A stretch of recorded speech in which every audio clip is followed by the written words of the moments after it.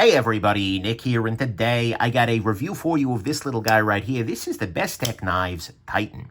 Very, very interesting knife. But first off, I want to thank very much the designer, Keanu Alfaro, for sending this guy along. I suppose I should put this guy down on the table here. He reached out to me some time back, said, "Hey, Nick, I finally got a knife design being made with Bestech. Are you interested in checking it out?" And I said, yeah, absolutely. Why not, right? Because it was interesting. It was different. It looked like something unique. And so I said, sure, let's check it out. But I told him, as always, I'd send a disclaimer on my website. I'm talking about the good, the great, the bad, and the ugly. It might be a gem. It might be junk. He did still send it along. Nonetheless, we do have to assume this is the very best quality controlled one of these guys ever, and I'm doing my best not to let that affect the nature or the quality of my review. Next thing, let's do some size comparison real quick, and what we're going to see here is next to the Spyderco Delica, this is not a particularly large knife, right? In terms of sharpened blade length, we are very, very slightly longer than the Delica, but not by too much. Here it is against the Ontario Rat 2. We're going to see here is, in terms of blade, actually very, very similar there. Although the handle's a little bit taller than the Rat 2, I think, generally speaking. And then here it is against the Spyderco PM2, which at the moment is wearing a fancy set of pants, but is still Spyderco PM2 sized. We're going to see this is not very large, right? This is a relatively small knife. So there you go. Next thing, this is a Bestech knife, that is. Bestech is a company based out of China.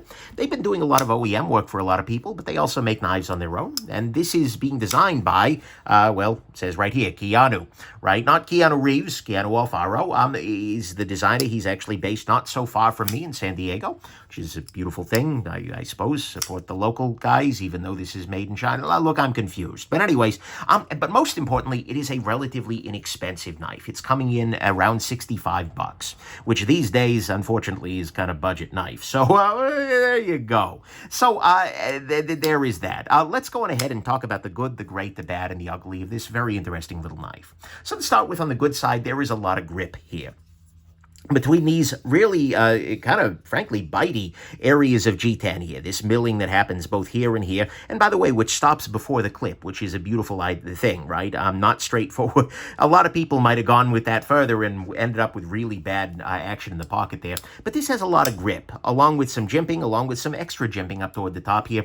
That's a beautiful thing. It also has very nice balance, right? This fits very well. You know, this is exactly how I want this to balance.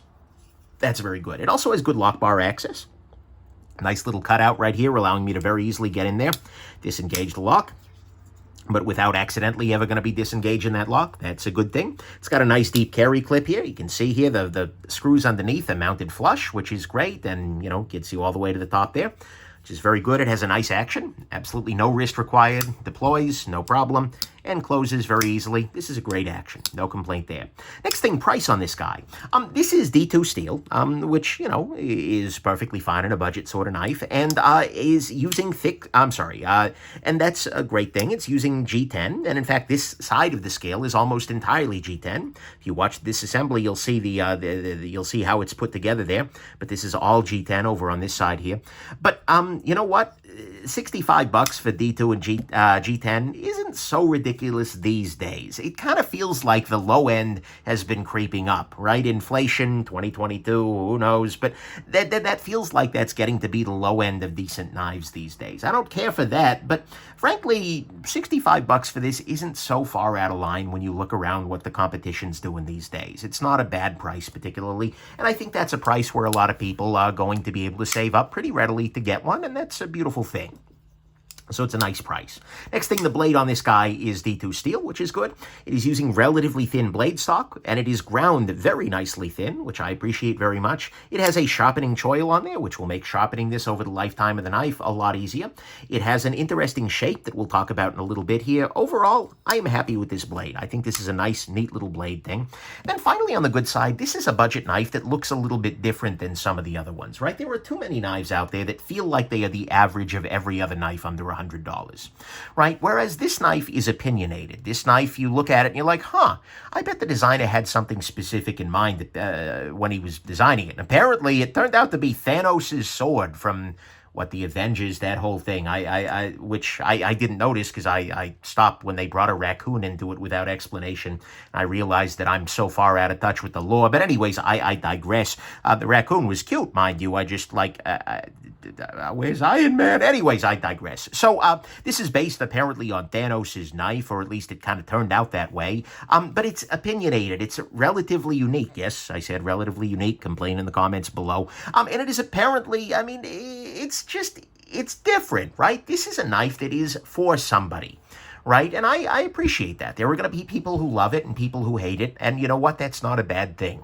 And especially in a budget world where they're all so boring, I'm game for that. So to me, that's what's good here, is that this is a budget knife that does things a little uniquely. It's got a nice blade, a solid price, a nice action, fine deep carry clip, good lock bar access, a great balance, and a lot of gription. On the great side to me, this particular blade shape allows for scraping.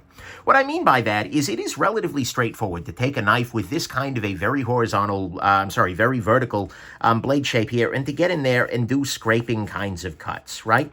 And this isn't necessarily the most important thing for a lot of situations, but it can actually be super valuable in some, right? You got a sticker on the table, you've got a very good shot of being able to get in there, and especially given that the maker has added a little bit of jimping at the very top there, so you can put your finger on there and really stabilize as you're scraping.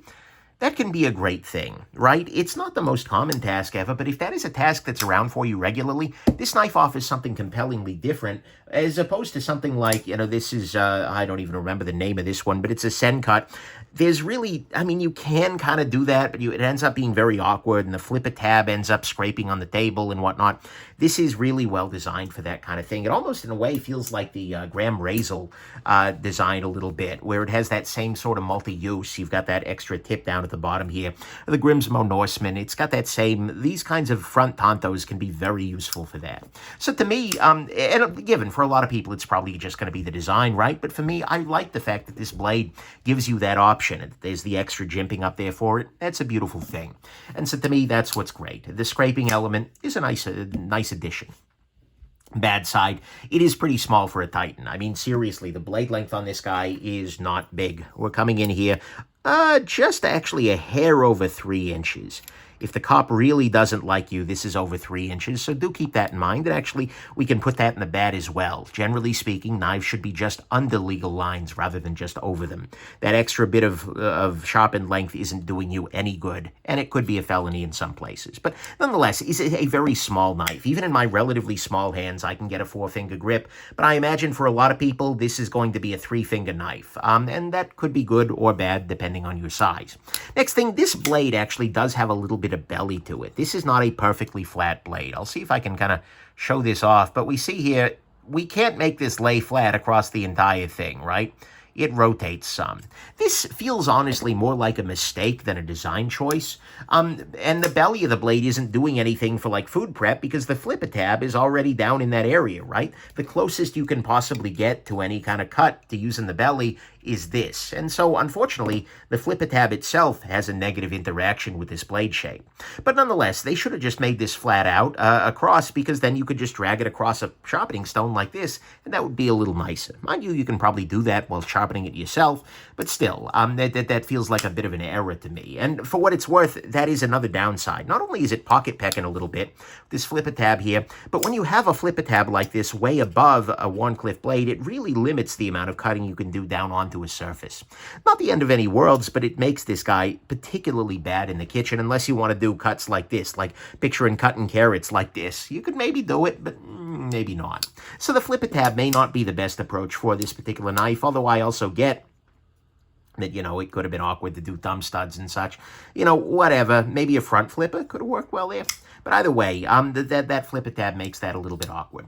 Next thing and last thing on the bad side, the ergos here are okay, right? It fits well in the hand, and it certainly sticks well in the hand, but there are a lot of hot spots here. This handle texture is very aggressive, and it's very good at keeping this in the hand, but it is something you definitely feel against your hands. The clip is 100% a little bit sharp, right? And so this could use to be flattened off a little bit, maybe even made a little bit wider, so that way it fits there. But as you grip down on this guy, you get a bunch of hot spots here, right? And, so, oh my God, if you've got all kinds of, calluses and whatnot, you're probably not going to feel it too much.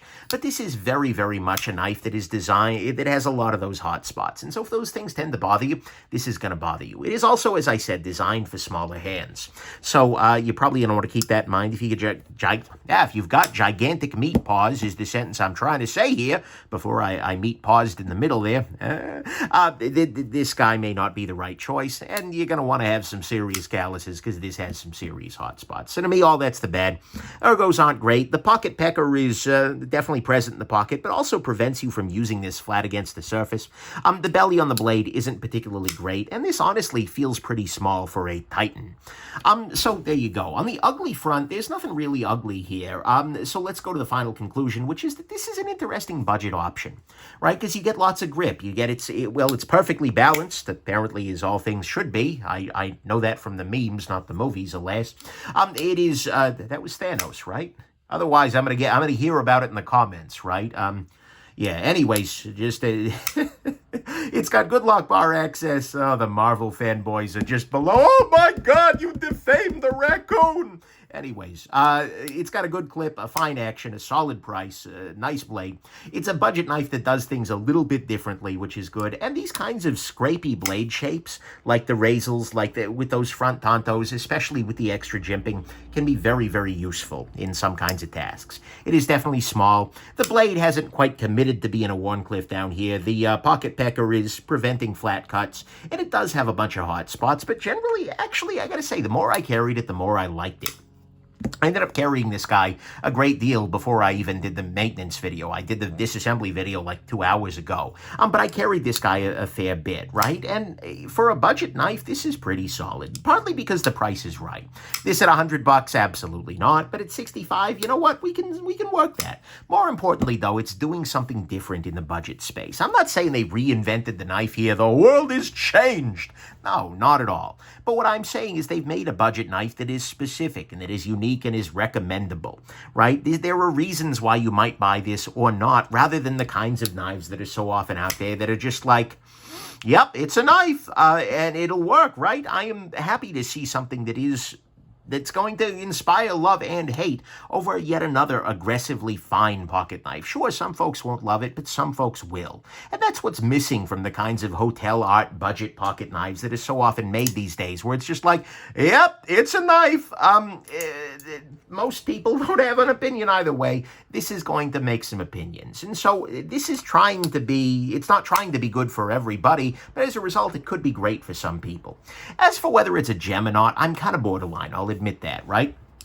It is a great little knife. It's not far off, but I would like to either see maybe fewer hot spots or maybe a slightly lower price to get me over that edge. But you know what? It is a knife I can recommend. If you're interested in a budget piece that's doing something a little bit different, this could be great. Or if you're interested in a little blade with a little bit of scraping ability, that can be great too.